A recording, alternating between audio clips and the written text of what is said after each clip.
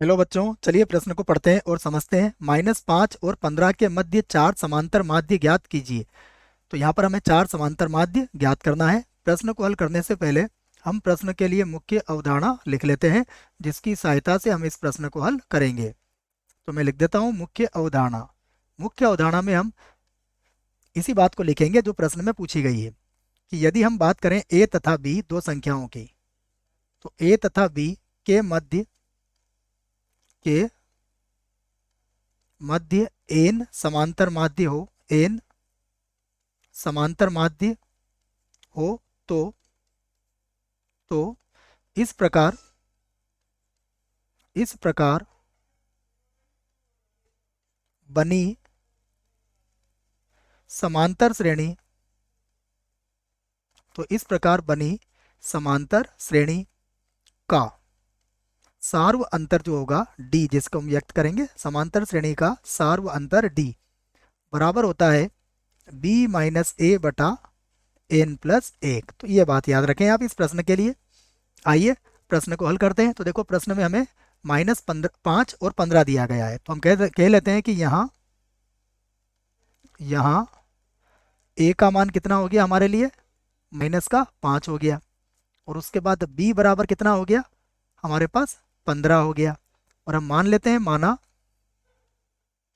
माना ए तथा बी के मध्य चार समांतर माध्य क्रमशः A1, A2, A3, A4 है। ये हमने चार समांतर माध्य यहाँ पर मान लिए हैं। तब तब क्या होगा, इस बात को लिख लेते हैं। तब -5, A1, A2, A3, A4 और 15 क्या होंगे, समांतर श्रेणी में होंगे, समांतर श्रेणी में होंगे। अब यदि समांतर श्रेणी में है, तो समांतर श्रेणी में हमने यहाँ पर मुख्य उदाहरण में कहा डी का मान किसके बराबर होगा। अतः अतः इसका जो सार्व अंतर डी होगा वो किसके बराबर होगा, जिसका सूत्र हमने लिख लिया है, बी माइनस ए बटा एन प्लस एक। यहाँ बी का मान कितना है, 15। ये माइनस माइनस हो जाएगा, प्लस का 5, और बटे में समांतर माध्य की संख्या कितनी है, 4। तो ये 4 + 1 हो जाएगा। देख लीजिए, 15 और 5 कितना हो जाएगा, 20। और 20 को यदि 5 से भाग लगाओगे तो कितना आ जाएगा, 4। तो आपको डी का मान मिल चुका है। अब आप बारी बारी से सभी समांतर माध्यों को लिख सकते हो। तो मैं लिख लेता हूँ अब यहाँ पर, अतः पहला समांतर माध्य किसके बराबर होगा, ए प्लस डी के बराबर हो जाएगा। ए का मान कितना है, -5, प्लस डी का मान कितना आया, देखिए ये है 4।